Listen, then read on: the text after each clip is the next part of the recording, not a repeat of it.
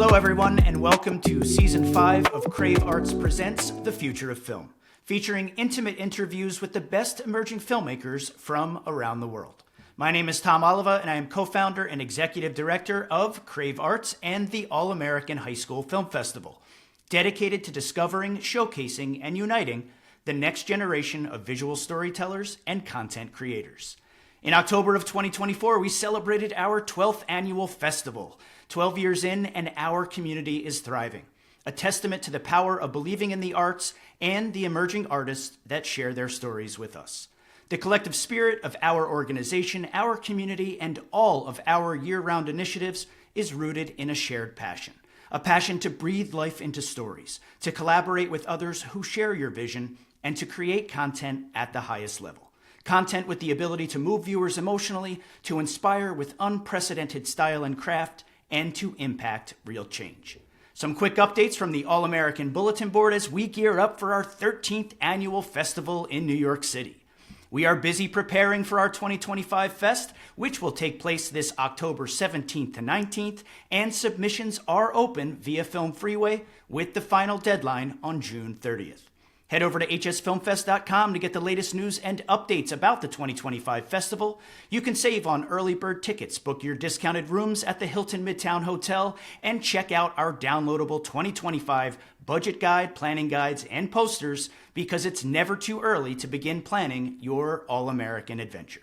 If you plan on attending the Fest in New York City, we highly recommend competing in one of our film invitational competitions, the world's premier on-site student filmmaking competitions from October 15th to 17th.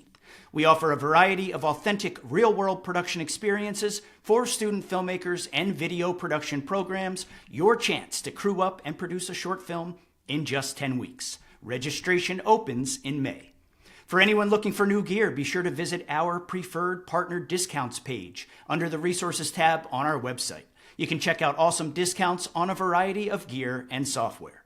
And teachers, if you're looking for a great way to boost your curriculum and elevate and inspire your students, check out our video production resource community and Roadshow, two terrific in-person or remote opportunities featuring lesson plans and interactive presentations based on our library of exemplary student films. More information can be found at hsfilmfest.com under our Education tab. Today's guest, Luca Csathy from Southern California, is an alumni from 2021 whose film Hothead won our Best Comedy Award. The film's premise is deceptively simple.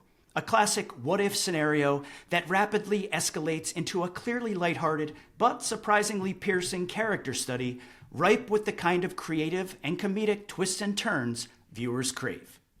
What if you were desperate and decided to rob a convenience store during a scorching heat wave? What could go wrong? Through Luca's deft storytelling, it turns out a lot. Hothead works in large part because its 5-minute runtime is densely ornamented with an engaging depth of character and conflict. The irony that forms the foundation of the comedic concept is subtly but distinctly introduced right from the start. As the protagonist sits in his car outside the store, mustering up the courage to perform his robbery, we can't help but notice he is hardly the type to undertake such a mission. Luca's turning up the heat and immediately raising the stakes.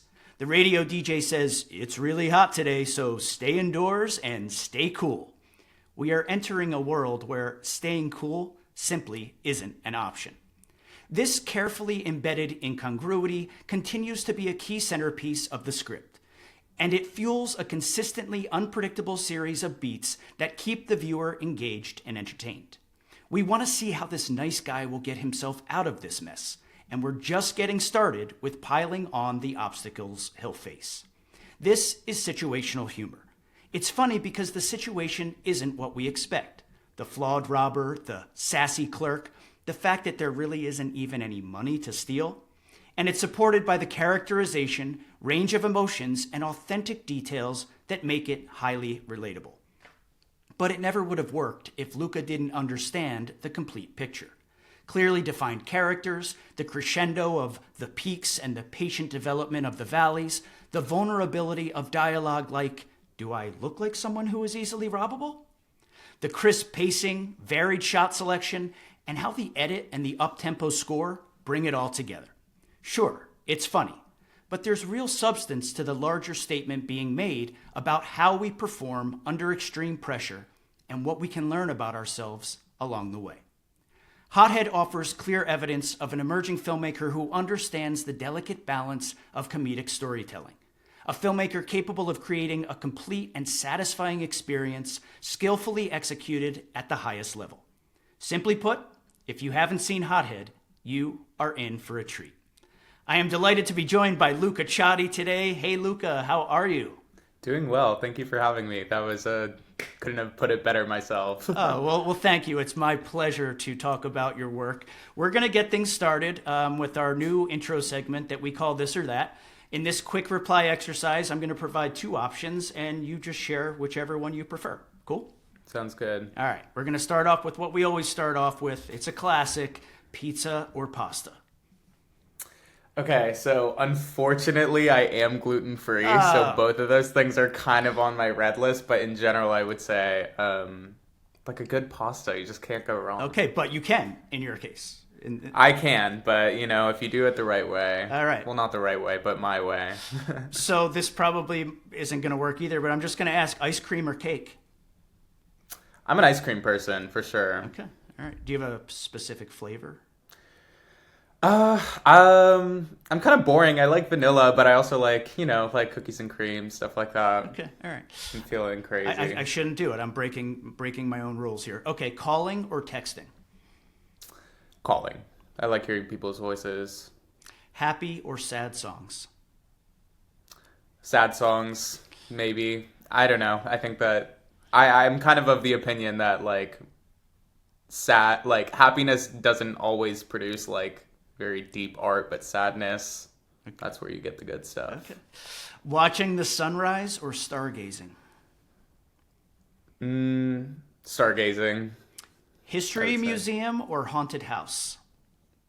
Ooh, that's a good question. Haunted house. Why not? Cool. West Coast or East Coast? Damn. Haha, gotcha. Yeah, no, I mean, I'm a man of both worlds. I would say East Coast for now. That's where my allegiance is lying. Okay, I like it. We've converted you. Okay, living in the moment or planning for the future? Living in the moment, always. Love it. Wide angle or close up? Wide angle. Everybody picks wide angle. We got really? Yeah, we got to dive into That's surprising. That is surprising because you don't see many very super wide. Yeah. Especially student films. Right. Fantasy or realism? Fantasy. Drama or comedy? Dramedy. Oh, okay. He's evolving. Well, actually, that speaks to Hothead, of course. Okay, this one only works if you said comedy, which I thought that you would, but would you rather have spaghetti for hair or sweat maple syrup? Sweating maple syrup seems like it would be extremely taxing, just very sticky and gross. I think I could work with spaghetti for hair. Okay. All right. Easy haircuts. Does it grow? It's up to you. I mean, you're the one picking this fantasy situation. Yeah, I mean, I feel like I could feed a lot of people with that, so... What a humanitarian. Okay, and finally, film school or DIY? Man, so much of film school is very DIY. For people who are interested in going to film school, I definitely think that there is a lot to take from it, because you're put in an environment where you're around a lot of people who kind of have that DIY attitude of independent filmmaking. So a little bit of both. Okay. I would say I'm still kind of on the DIY type wave. Okay. For sure, though. All right, well, we're going to talk about it, so let's dive deep into all things Luca Csathy. Let's just start with when I had the chance to meet you last year, and I learned how to pronounce your last name, which is really coming in handy. We had a great moment where I just flat out asked you, and you were like, it's like Csathy. So we were thrilled to introduce Hothead to our screening at the IMAX headquarters in Playa Vista, California. What was it like seeing your film converted to the IMAX format? I mean, I'm not gonna lie. Like when I first got the invite, I was like, "Wow, okay, I shot this on my Blackmagic. Let's see how the resolution is. Let's see, like, God knows if Dolby Atmos." At that time, like, I think a lot of students and stuff kind of are a little ignorant to really good sound mixing and stuff like that. So I was like, okay, interesting that we're kind of jumping back into what, kind of got me here on this track. It's the film that got me into school, stuff like that. It was a fun little time capsule. And it actually, like, it performed and played really well. So it was pretty cool. I brought my family. It was just really nice to hear input from all the other really creative people there. Super cool experience. Cool. Yeah, it was super cool for me too. I'm very grateful for it. And again, the IMAX team, I don't know how they do it, but yeah, everything transferred amazingly well and, looked just the same as it would watching it on a laptop, but in a gigantic screen with amazing sound. Yeah. So I know that you're attending film school at NYU Tisch. Why was this school and film school in general the right path for you? So I actually just recently graduated. I graduated early. Congratulations. Yes. Wow, okay. So, film school alum officially. But for me, I think that just like NYU really kind of encapsulated the type of filmmaking that I enjoy personally, which is not necessarily as connected to like the studio system or anything like that, and prioritizes independent filmmakers. Especially in recent years, like NYU has just been kind of blooming with a lot of celebrated talent, like Sean Baker, taking Best Director, Editor, and Screenwriter, and Best Picture, like all doing it himself, and he's an NYU alum. We've had, like Shiva Baby was a huge breakout senior thesis film when I was applying to that school, and I just remember really enjoying the ethos of NYU and just their kind of creative freedoms that they give people, as opposed to some other schools who are a little bit more kind of on the ownership end of owning other people's content. It's great perspective. And why film school? Like when you were graduating high school, when you're looking for what's next, you had a really successful film under your belt. Why did you feel like, first of all, you wanted to go all the way to the East Coast because you're from the West Coast? Why did film school feel like the right fit for you? Because obviously a lot of people listening are trying to make very similar decisions right now. And I think it's just really good to know, what put you on that path specifically.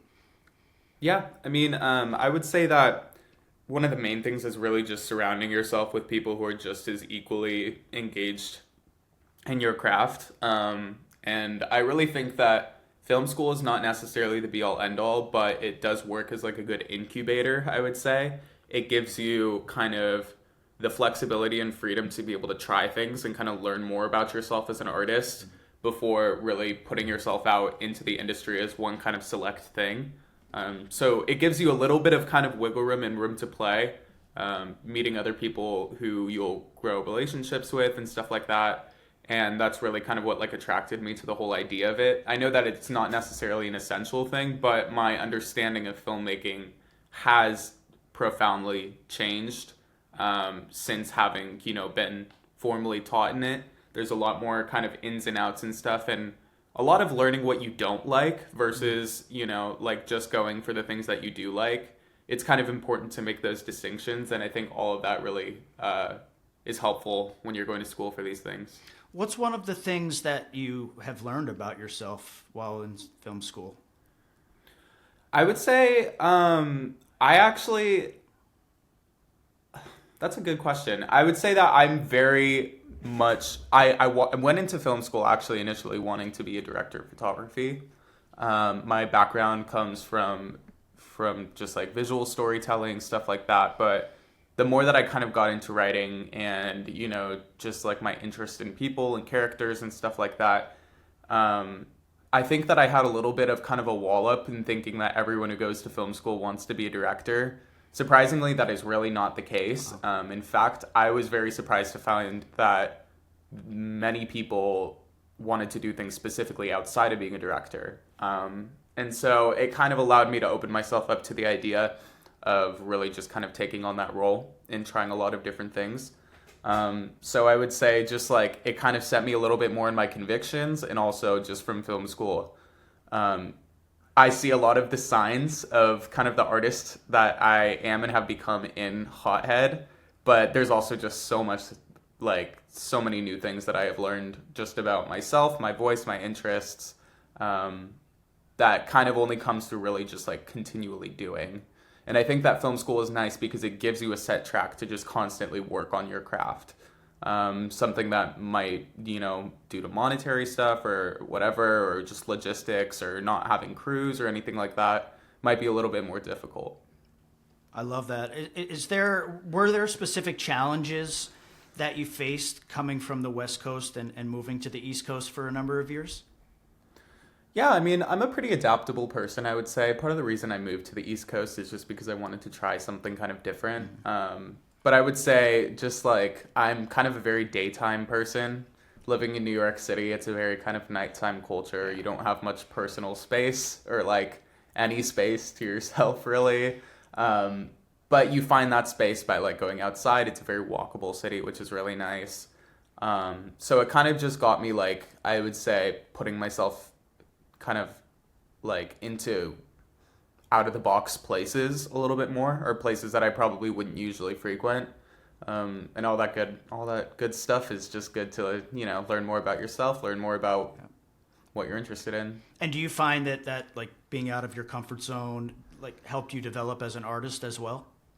Oh, for sure. I think that actually I was watching you know, the David Bowie Moon Age Daydream movie, and one thing that he did, of course you were, you know, just of course. No, I mean, but he was I'm not even a huge Bowie person, but one thing that I think is really profound about him as an artist that he was talking about is that if he ever finds himself getting too comfortable, he makes a decision to put himself into an uncomfortable position just for the sake of constantly kind of renewing himself and, you know, personal growth and creating interesting art. And so I think that's kind of like, I think that's a good way to think about things. If you are getting too comfortable in a certain area in general, I think it's always interesting to just see how a pivot might feel, or just kind of like an exposure to something new, especially as storytellers. It's really interesting, especially for someone who, you know, the work that I've seen that you created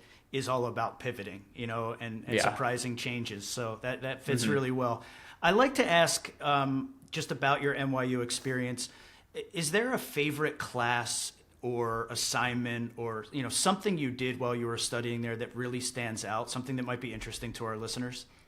Yeah, of course. So actually, your sophomore year, if you're doing the film and television major at NYU, there's going to be a class called Sight and Sound, and you're working in crews of 4 to 5 people, and every week someone is making a film, and throughout the semester you end up making kind of in total like 20 different projects, 5 of which for each individual group member, being the director and then the rest crewing. And kind of the idea is that it's really just like rapid fire creating. And so it's easy to kind of get lost in the weeds of trying to make kind of like the perfect type of project, but it was just like such a great exercise in creative flexibility and just like trying things, seeing what sticks, learning a lot about, you know, your taste and stuff like that. And I really want to echo that. I think the best way to learn is just by doing. And we luckily like are in a space even without film school where we have access to the things that allow us to engage in whatever that craft might be. But that was just like a really fun class and exercise for me because I can be a very much like kind of like a perfectionist and like constant tweaker of things on my projects. And this really was just like, okay, no, just like rapid fire, like one after the next, and just like see how that feels to have those kind of fast turnaround times and test your creativity. Cool. How does one go about graduating early from a school that I would imagine is pretty challenging? That's a great question. I don't even know the answer. I just actually I was home for winter break with my parents, and I was looking through my school portal, and I was just like, oh my gosh, I think I can just like graduate early. They're like, what do you mean you can just graduate early? I'm like, I guess I completed all my credits early.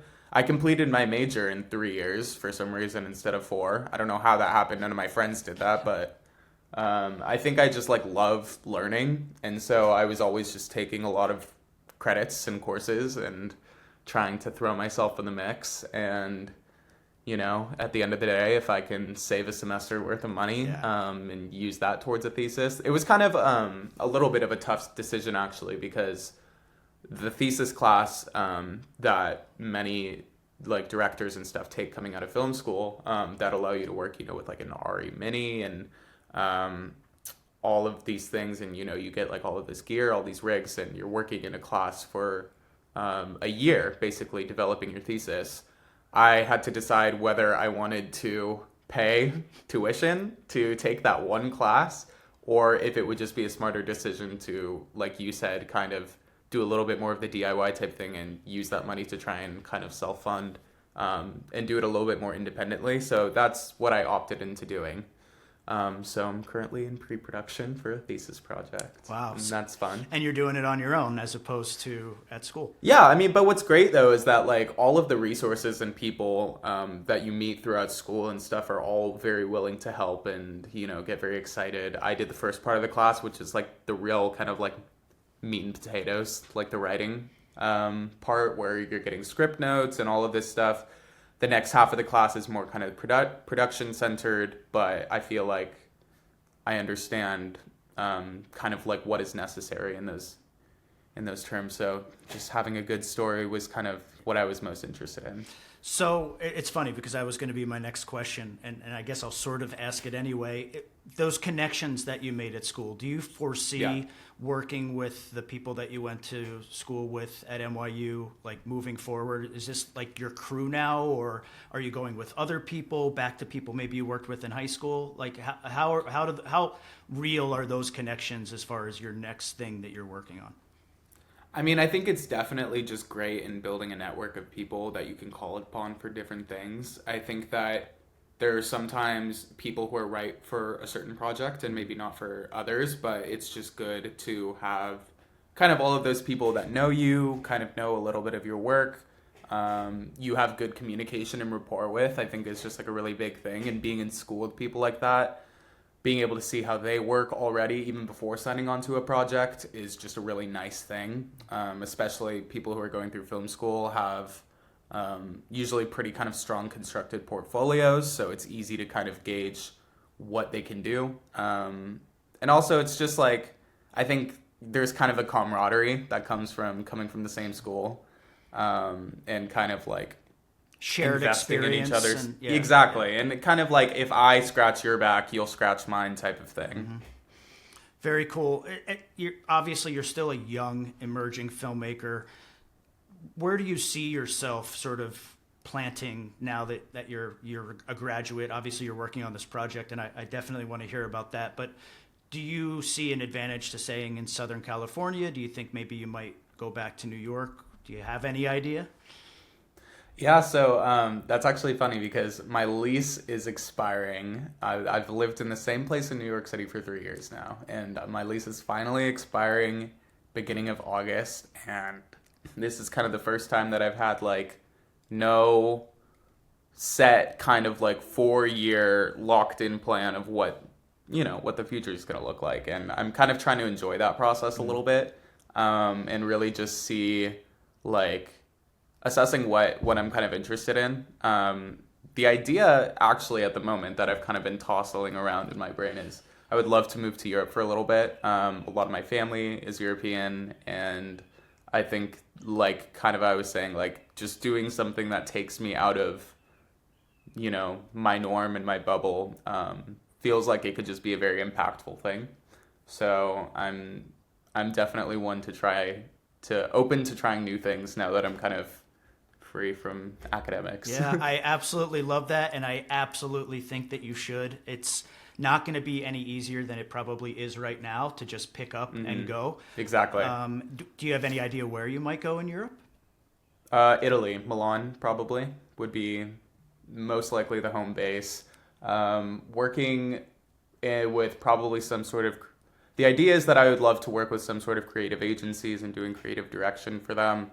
And then kind of through building, you know, like rapport and stuff with these people, I can then maybe be interested in finance to work on some more kind of like personal projects in the future. But I'm in no rush, really. I'm just excited to kind of get out and explore. Milan is one of my favorite cities. I get to go Mm-hmm. every year because of a film festival that I work with there, a social impact film festival, and I invite a group of alumni to join me at this social impact festival every year in Milan.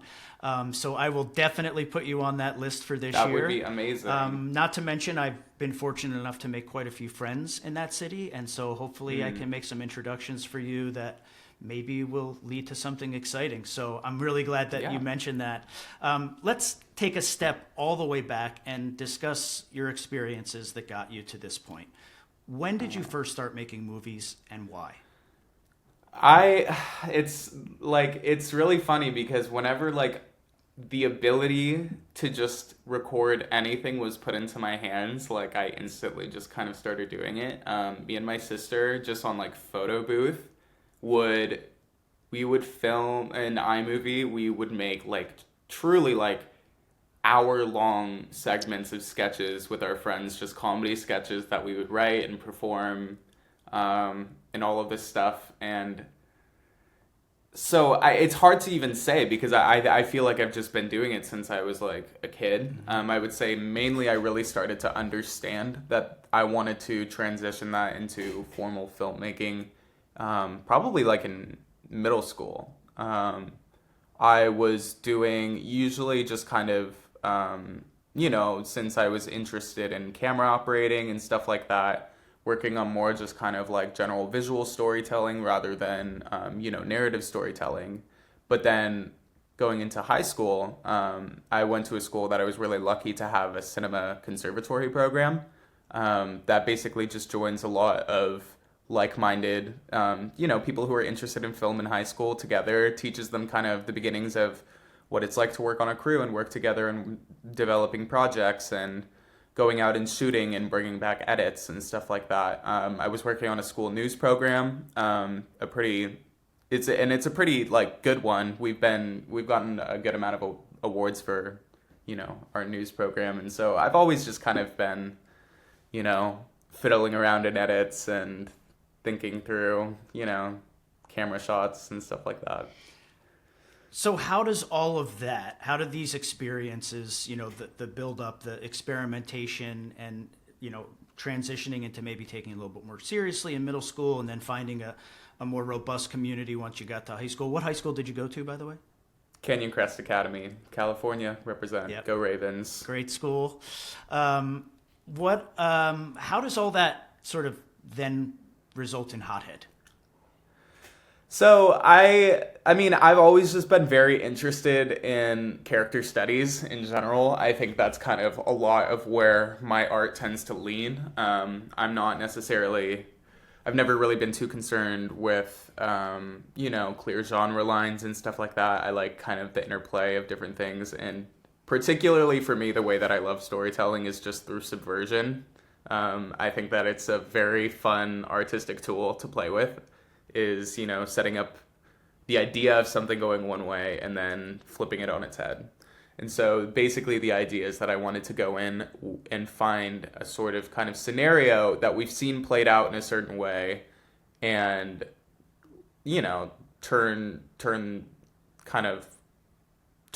flip the coin a little bit, and see just like how it would play if the person who is supposedly, being the what would you say, The aggressor?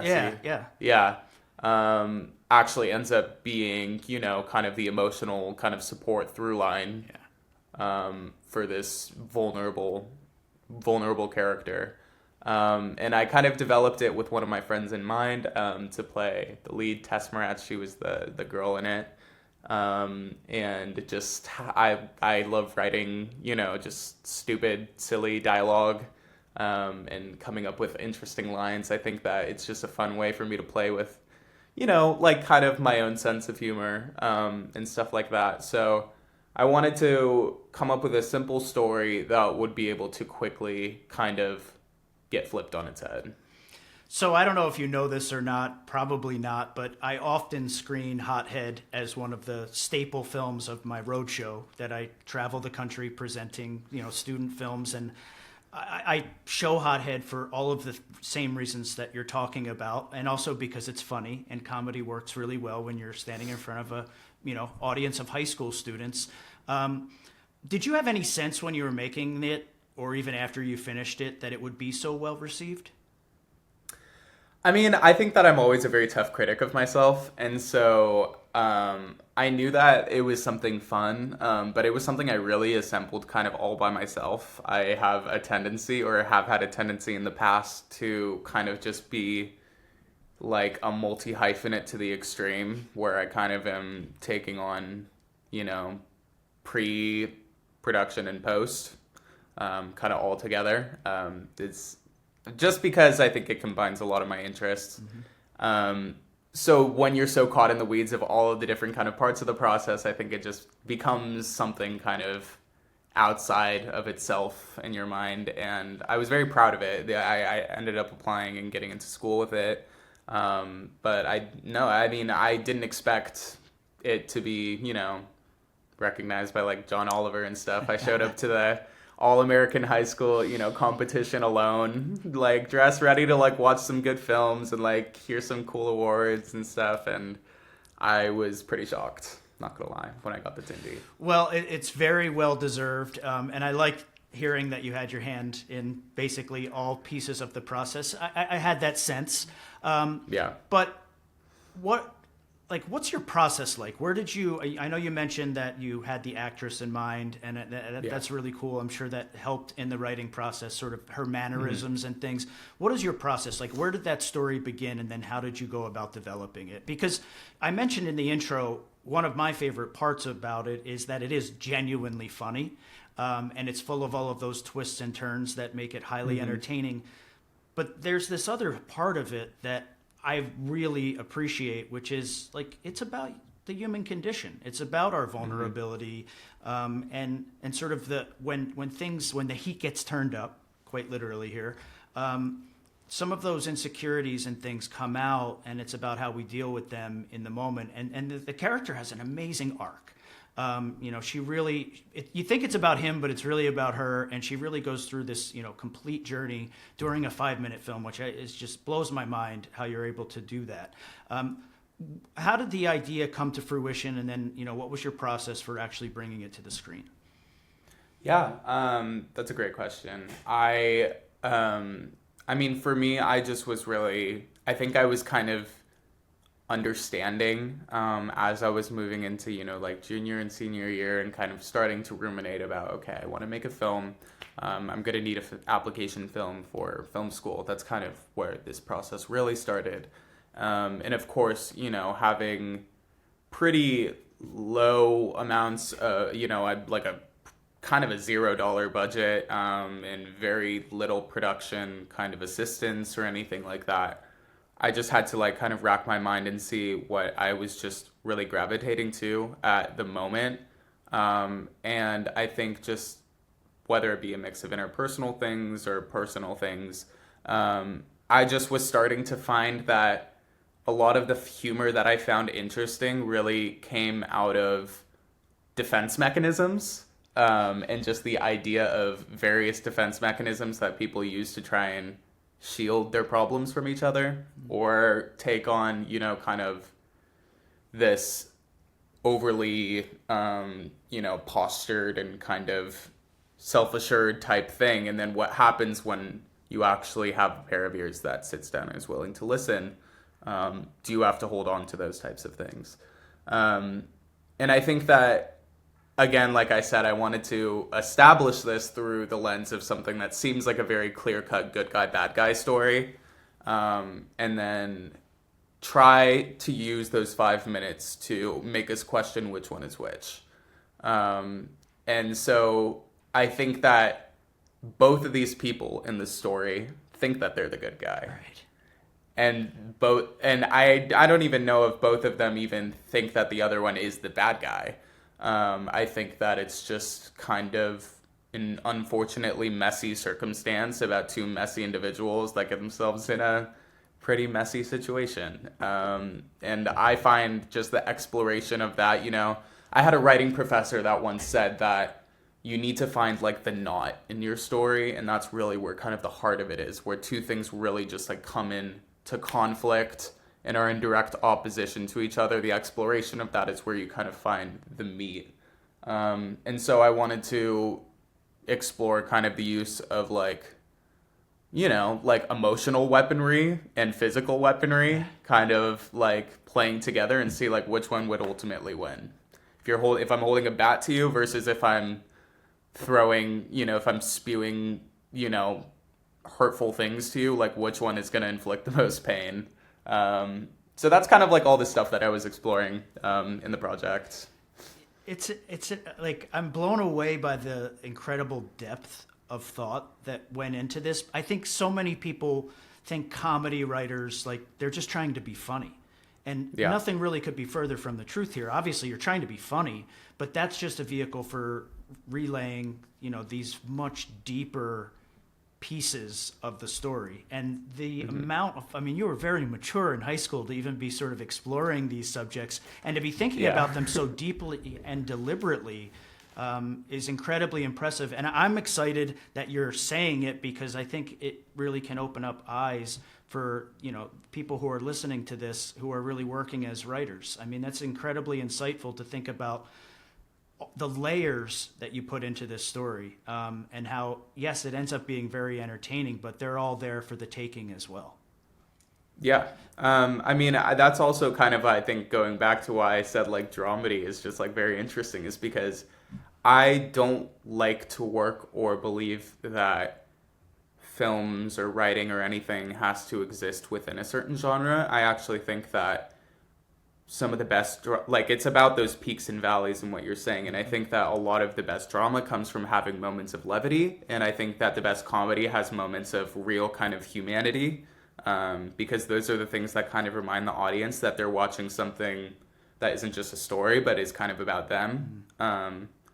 And I'm just interested also in the subjectivity of comedy and the fact that one thing that one person might say to sound funny might not be intended to be funny, right, or might not come across as funny. And also the other way around, dramatic situations can be overly dramatic and everyone, in their mind is like, this is a very tense, dramatic situation, but it can just appear very funny to an outside watcher. I would say that I found that a lot of the most compelling comedy that I have kind of been able to experience or help work on and stuff like that really does play with those lines. And just kind of, testing the water, being a little bit kind of cheeky and subversive, and understanding that comedy isn't just about good joke writing, but it's about really playing with your audience. And really like taking them through a journey. Because, people can tell a good knock-knock joke, but what are you going to get people thinking about after it's told? Yeah, where do you go from there? I'm curious, do you go through life looking at it this way? Like, are you aware, like on a day-to-day basis? I get the sense that you are, you're going through things people are saying and you're like, let me put that one in there, put that one in there. Is that kind of part of your process? I will definitely say my notes app is full of things that I hear people say. I just wrapped final edit on basically a film that is all inspired by the various crazy things that I have heard young people talking about, saying and doing in New York City. I think that just like, when people say write what you know, it doesn't even necessarily have to be, just like piercing into your heart and pulling out your story. It can also just be a little bit of a celebration of the way you view the world.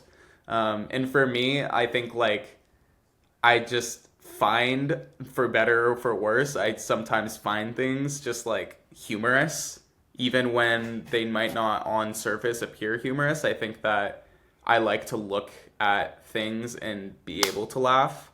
But also in the same vein, I like to be emotionally sensitive to people. And, like understand their point of view and understand why something might still be serious to that person. So I would even say that the operations of the film itself, for Hothead, don't, in the characters' minds, they are not in a comedy, Right. you know? Right. And I think a lot of comedies, you can sense that the comics believe that they are in a comic world or something like that. Whereas it's really kind of the viewer's own, like, Projection. Yeah. yeah, projection, and, you know, just like viewing them going through a circumstance that they believe is like all or nothing, that really just kind of brings it into that like absurdity type of level. And that's what makes it work. And your ability to see that and to be conscious of that, you know, in the process is what makes it work. I meant to say earlier when you're talking about making the film and having basically no budget, man, you make it look like $1 million. So congratulations. It's what you got to do. It is what you have to do. And thank you for doing it at such a high level, because it gives me such a great tool to teach, you know, because the authenticity and the details and just the level of production, it's essentially flawless. And if you want to be successful, you have to go that extra mile. And I imagine that took a tremendous amount of effort on your part to pull it all together. You know, even just at getting that location, I would imagine was quite difficult. Yeah, I mean, it's really just comes down to, I was like scouring. It was initially meant to be kind of like a Roadhouse convenience store type thing. Was the initial script surrounded around that. But then, you know, I found this kind of mom and pop grocery store in my community, in my neighborhood, that people, you know, really liked. Fun fact, we actually were shooting that entire film. They couldn't close the market, so we were shooting with actual customers like coming in and out, and you know, this guy has like a sock over his head with like a bat, and so there were many times where we had to tell people that they were like not in immediate danger or anything like that, and we would have to like stop to make sure that people can actually like go get their produce and stuff like that. So, you know, it's the fun world of student kind of zero budget filmmaking, where you just have to be savvy, come up with solutions, but I think that's also part of the fun.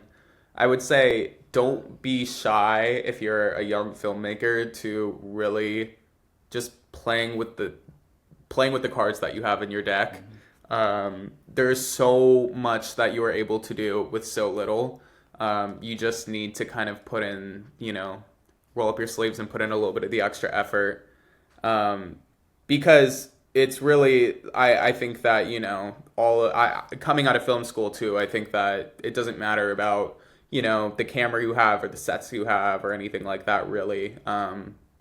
It's just about like relaying, you know, a story and a message in a very kind of authentic way. And I think a lot of the times that actually can be very helpful when you're using resources that you're familiar with to begin with. Well, and what you're talking about too is the level of preparation that you put into it, so that you're able to convince people that you're going to do this and you're going to do it the right way. And then they're like, okay, you can film in our store, but customers are still going to be coming in. You're like, absolutely. I understand. We're going to be, you know, we're at your disposal. Thank you for letting us use this space. You had to put in all of that work to be able to present yourself in a way that would allow you to create at this level. Exactly. I think it's just about like instilling trust in people. And I think that if you just have, I mean, also when talking to location people, they don't really know the world of film. Right. So, you know, when you're younger and stuff, sometimes it's a little bit more of a ask for forgiveness instead of permission type thing. Mm-hmm. But I think just like if you come with an open attitude and are open to listening to the concerns or anything of certain people and working within kind of the guidelines that are set for you, there's always a solution. It might involve having to make some changes and some tweaks, but I think that like you shouldn't be dismayed when you hear no.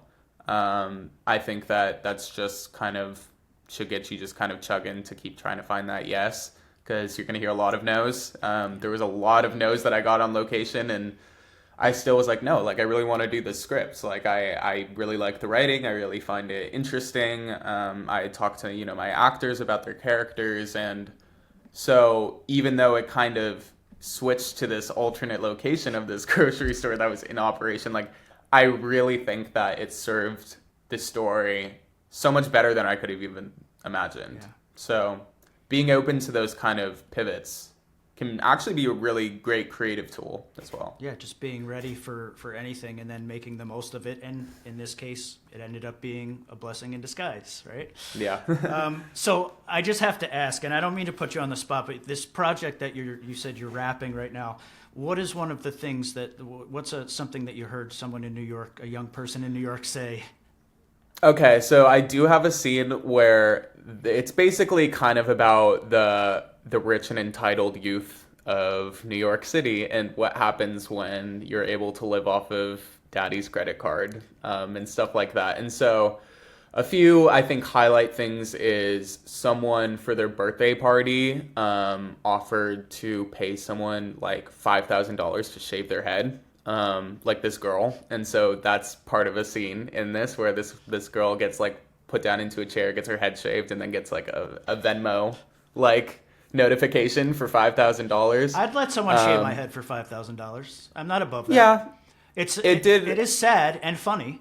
I get it. Mm-hmm. It fits into your niche for sure.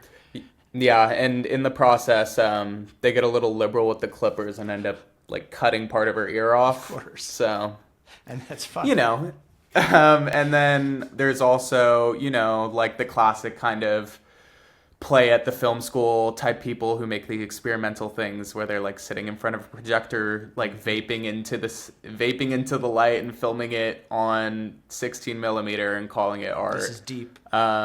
Yeah, no, very, very deep stuff.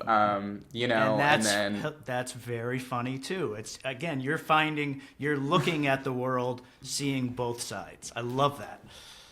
Yeah. I mean, I think like also it kind of was a story that was told as like a little bit of I need to get this off of my chest, and I also need to like burn some people, because it's kind of, the whole story centers around a pretty bad interaction that happened with my roommate and some of her close friends that I was kind of heeding warnings to the entire time. But also just like a lot of fun in exploring like how these people work and just like how like, I don't know, just like jaded and tilted their behavior is. And I think like just playing with that type of dialogue and stuff can be really fun. You know, a lot of the times it's a lot more fun to write the villain than it is to write the hero. For sure. And when they're naive to their own self, right? Oh, yeah. When they think that they're right, and of course. So what I'm hearing sort of over and over again here is that you're a writer. I mean, I guess I didn't even really realize that until now, but I like writing, I guess. Yeah, I mean, because you said like a lot of people go to film school. You went to film school. Everyone wants to be a director. You learned that that's definitely not the case, which is great, and I think smart. And along the way, going to school, are you a writer? I mean, is that what you're focusing on now, moving forward, first and foremost? I mean, I would say like I kind of come from the auteur camp of filmmaking, where I have always just been the type of person that likes to come up with, you know, like original screenplays, and then bring that through and kind of realize them visually.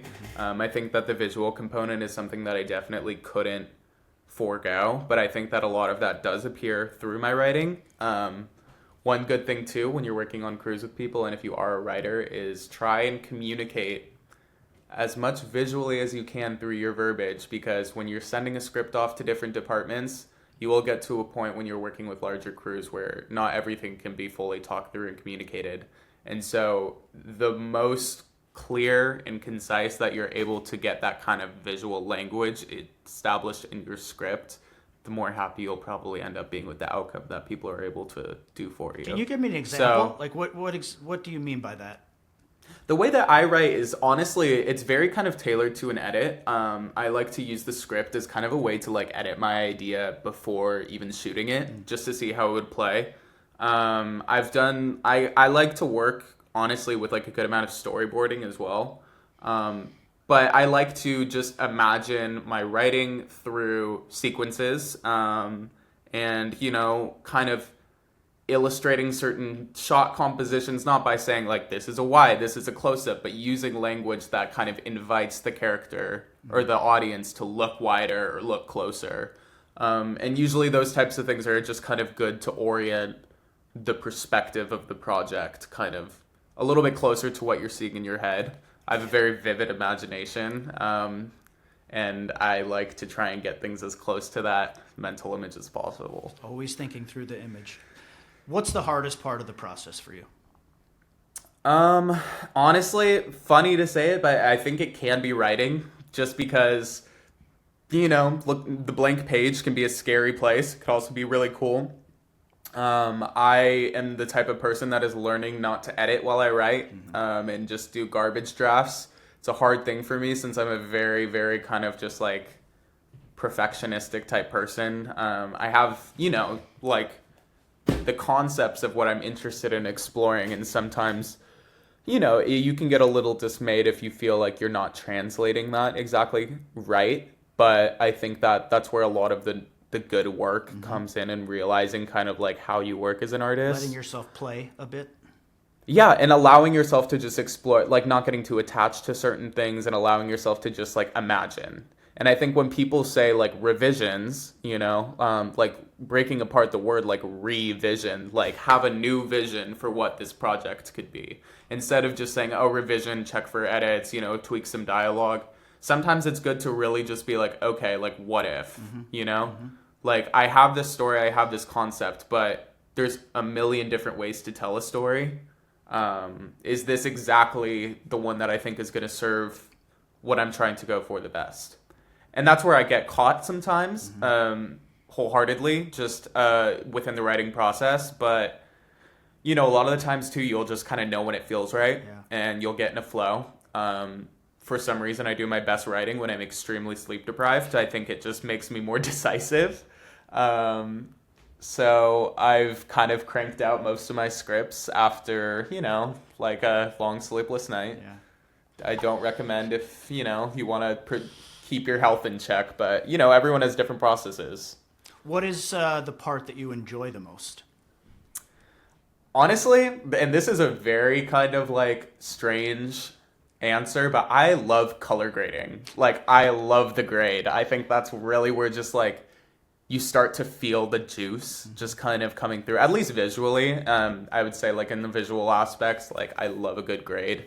I also just like I love working with actors. I love the process of just like exploring characters and, being able to mix my initial ideas in writing with like their own ideas, and kind of just like really fleshing out and starting to like see these people that I've been imagining like in front of me is really, really fun. How much work do you put in with the actors before you hit record?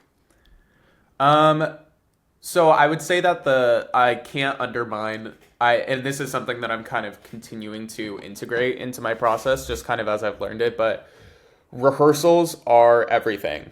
A lot of the time, like, people think that you go onto a set and you're kind of talking through scenes and stuff as you're going for them. It's just very helpful if you've kind of discussed this all through with your actors, you've had these conversations, you can come onto set and just be like, okay, like, do you want me to do it the way we talked about, like this or this? And you can just be like, okay, yes. There's a kind of the mutual understanding. You've put in the work already so that the set can really function as its own kind of beast. Not beast, but its own machine in a way. A set is a very logistical process that is not necessarily... It's creative, but I would say the creativity is really founded in the pre-production. Better to have most of that out of the way. Yeah. Exactly. And I think it's also just, it's nice for people to be able to show up on set and feel like they are already established in this world. Their questions are answered and they have the ability to just kind of like play. Once you have a good version of what you feel like this performance is going to look like, the nice thing about getting onto set is that you can discover new things, when you're put in an environment and you're with your other, with your other co-stars and you have like, a set and costume and wardrobe, like you can surprise yourself. And so it's nice to put yourself in a position where you have the flexibility to do that. As it seems pretty clear, a character-driven storyteller. Yeah. How hard is it for you to like allow the actor to make choices, as opposed to what you have envisioned in your head? I think that really all comes down to casting. A lot of people say, a lot of great directors say that being a great director is just being good at casting. I think that when you really find someone that just has something intriguing about their quality that you feel like can be channeled into a character, I like to explore that. I don't like to deny that of the person. It's a collaborative art, and the actor is there not to just perform for you, but to perform kind of, you know, using your material to create something new within the process. And so I think that if you really nail the casting, or you spend a good considerate amount of time really just thinking about the casting and understanding what these characters could look like, not even sometimes always exactly what you envision them in your head when you're writing them, but you can be surprised when you find someone that just does a really interesting delivery. It makes it, I think, just like easier to kind of allow them to rock and roll a little bit more. If you feel like working with actors who are not necessarily seasoned or don't really have like their process, I think that's where you can get a little bit hard. When you feel like there's kind of a miscommunication. But I think that if you really just pay attention to good casting and find people that could live as these characters, or even just if they were to show up as themselves, could appear as this character, it makes it much easier. That's great. In the limited time that we have left, I still have so many questions. This senior thesis, this is what you're working on now, although it's kind of not a senior thesis because you're not a senior anymore. But anyway, do you have a log line? So it's still like, I'm trying to basically flush through the weeds a little bit, but the log line I would say at the moment is that a father, it's about a father and son who live in a remote area, following the passing of the mother of the house, and it kind of exists in this weird liminal space where the father is controlling the son's like view of what the outside world looks like through like limited media and stuff in their home. And eventually the father comes across this white rabbit that is eating plants in their garden and believes that it's some sort of kind of sign from the afterlife, of the return of his late wife. And the son, basically trying to, prove himself to his father, ends up antagonizing this rabbit and trying to off it off of the property. And so it's a little bit of just kind of like almost a Yorgosian, like The Lobster type of weird character dynamics between two fragile man and a fragile boy who both want to appear strong to each other. Is it funny? I think so. But I also have a very dark and wicked sense of humor. Got it. So it's subjectively funny. Got it. It sounds very interesting. What's next? Where do you want to go from here? I know you said go to Europe. I hope you do, because I can only imagine where your imagination will take you there. And being out of your comfort zone, I think the sky's the limit for someone like you. What are your goals? I think I really just want to try as many things and do as many things as possible. In terms of, I love working mixed media as well. I love a lot of different forms of visual art and storytelling. And I think just finding mediums to kind of combine that with the world of filmmaking is very interesting to me. I did a project that is largely it was based off of an essay that I wrote about AI, and ended up using a lot of,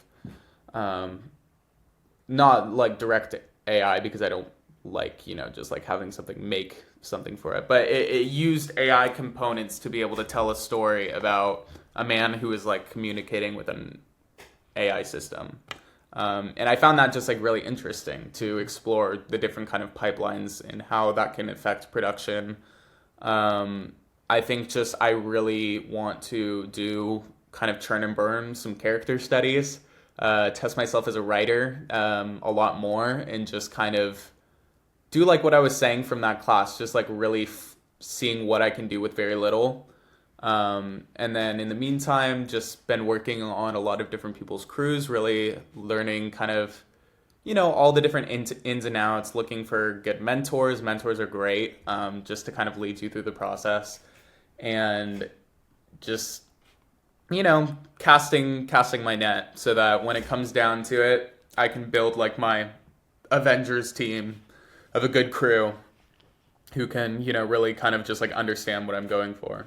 I'm really glad that you mentioned, and I love that for you, because you're going to strike gold in those quick exercises, right? Those things where you're like, this isn't really how I work, but I know that I like working this way, and I really sense that something amazing is going to come out of that. I'm glad you mentioned the AI thing, because I had it in my notes, and I'm like talking to you, and I didn't look down, but I saw when I was sleuthing you online that you had done some stuff in AI.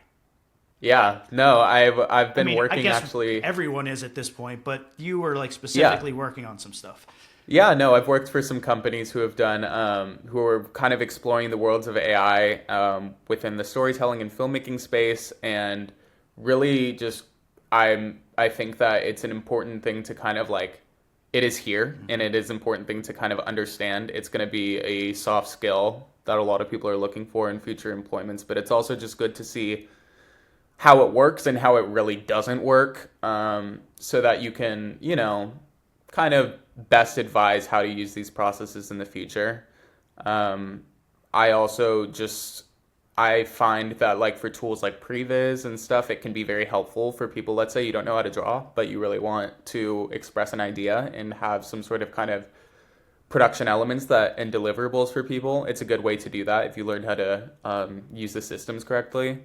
And also just like the ethical side of it, I was very interested in exploring kind of how it affects, like individual creativity versus, just like creative complacency, and just kind of like saying, okay, here's my generation, it's done.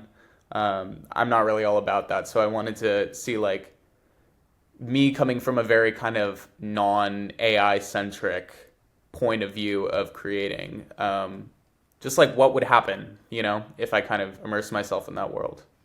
I mean, it's awesome. Like, maybe sometimes the best thing to do when you're afraid of something is to dive into it so that you can understand it and either alleviate your fears or, learn how to, process them. For a Southern California chill guy, you have a lot going on. I don't know how you find time to do all of this stuff. You're definitely not the stereotype of someone just grabbing a surfboard and hitting the waves. I mean, well, hey, it's the New York energy now. You know what I mean? Yeah. Gets you up on your feet and just ready to go. Tell me about your influences. Okay, that's a great question. I have I would say most of my influences come from like foreign filmmakers. I am like a really deep cinephile, so I've seen a whole bunch of how movies. do you have time for this? But go ahead. I just listen. I mean, I've met a lot of people in film school who surprisingly say that they make movies and don't watch them, and I do not understand that. I just think that that's crazy. But I would say a lot of my influences are like really kind of those like just like crazy kooky like balls to the wall auteur people like Lars von Trier, Michael Haneke, all very dark people. Let's see, who else is great? Honestly, like I think Celine Sciamma has made some amazing work. Love. Why am I blanking on his name? Who did Gus Van Sant is great. Okay. Yep. Why am I who did the original Mission Impossible? Brian De Palma. Love Brian De Palma. David Lynch, huge inspiration as well. Rest in peace. Yep. Ari Aster, I wrote a paper about him, and then I met him, and I was like, hey, do you want to read my paper? And he said, I don't think he ever read it. Well, you tried. But yeah, it was nice to meet, and honestly, it actually exists in our school's academic papers like thing. I'm not surprised, it was published, Luca. so maybe he'll read it one day. Yeah, I'm really not surprised, and I am so glad that we had an opportunity to talk because I saw you through the lens of Hothead. I mean, that's what I knew, right? And I met you, and we had a good conversation, but I had no idea that there was all of this depth and all of this growth happening. And now what I see is, hearing about these influences, it all makes perfect sense. And that's the path that you're on. I mean, you're going to be one of those names. Like, I have no doubt. I appreciate it. And you're a hard worker. You're someone who thinks it all through, someone who appreciates the process, and the people that you work with, you put in the time. It sounds, you're not afraid. You're like, you're kind of just doing it, right? You're pacing yourself, and you're allowing yourself to develop with those lofty expectations out there on the horizon. Man, I'm excited for you. And I guess we could keep going on and on, but I guess the one last question I have for you is, if you were to give, and you've given some great advice already, and I really appreciate that, and I think it comes from a very real place. If you were to give, someone listening today, you're talking to your future self who might be listening to this in their class with their teacher, or just listening independently on their own, someone who really cares, and the kind of person who is going to listen to this conversation, what advice do you have for them as they continue to pursue their passion? Yeah, I mean, I would say, honestly, there's going to be a lot of people who tell you a certain way of working. But just remember that art is an expression, and art is meant to be fun, and don't, get lost in the weeds of trying to make the thing that you think you're supposed to make the thing that you're really feeling. And I think that as long as you do that, just like with your whole heart, and, just like really honing into your interests, that there will be people who share those same interests and will celebrate your work. There's a lot of times in film school where you are comparing yourself to other artists, or kind of seeing a certain kind of type of thing that is getting a little bit more recognition, or you feel like is kind of breaking the strides that you want to make. But just remember, again, like, it's all just play. It's creative play. It's here. It's all of this just exists in order to explore the unique and interesting perspective that you have, not the perspective that you feel needs to be forced upon you. And that's why I say also, like, when you're writing, there's the idea of having to write what you know, and sometimes what you know isn't necessarily just your story, but it's just the way that you know how to communicate ideas, and the way that you see people, and the way that you find interactions or situations, or sitcom, like situational comedy, interesting. And as long as you are continually finding yourself interested in your project, other people will too. Yeah, and it's also a really healthy way to process the craziness of this world, right? Like to be 100%. To just be looking to capture it that way. I love that. I also really hope that you're still in touch with people at Canyon Crest Academy, because I feel like you have so much to offer the students there. And I know they have a pretty active program. They just signed up for our Spring Film Invitational, so I'm excited to see what their teams will create. But last thing, recommendations, secretly for myself, but also for our listeners. Okay. Something that you watched recently, something that you're listening to, music, maybe something that you read, anything at all, a quick hit of recommendations from Luca's repertoire of influences and ideas. Okay, good question. I don't know if anyone is a subscriber to Mubi, but Mubi is great for independent cinema. And I actually just started watching Lars von Trier. He has a show called The Kingdom, which is a very interesting, if you want really weird kind of like genre-bending comedy. It's an interesting watch. I would say also Less Than Zero by Bret Easton Ellis is a book that I read, and I secretly want to adapt, because his sequel to the How has that not been that hasn't been adapted into it has been. It has Robert Downey Jr., right? Exactly. Okay, it's just it was so fundamentally different from the book that Bret Easton Ellis in his follow-up book actually has the first scene of the book being the characters going to the movie premiere and talking about how much they botched. Of course he does. Their story. That's awesome. And so, great book, very interesting. Actually has inspired a good amount of my writing as of recent, I would say, I don't know, just in general, like, watch independent movies, watch foreign movies, watch movies that didn't come out in the past 5 years. Just really, there's so much out there. There's so much art out there, and so much that you'll like, so many interesting ways to communicate ideas. And I think that the more that you kind of consume and decide what you resonate with and what you don't, the more you'll be able to kind of translate that into creating your own unique voice kind of on the stage. I will add to that. Thank you. And I will add to that, watch the name Luca Csathy. And what Csathy, like shoddy. Like shoddy. With a ch. With a ch. Oh, not Csathy. Yeah. I got it. Mm-hmm. I got it. Yeah, watch got it. Luca. Keep an eye on this guy. I expect big things. I want to thank you, Luca, for an insightful glimpse into your experiences and motivations as a storyteller. I encourage all of you to check out the links to Luca's body of work in the description. Of course, thanks to all of you for tuning in and joining us. I remind you that this is just one of many in-depth conversations with the future of film. You can go to hsfilmfest.com for more information on the All-American High School Film Festival. Of course, please subscribe and share across all of our platforms to help support our important community of artists. We will see you next time. Luca, thank you. What a pleasure. Thank you so much. Great to talk.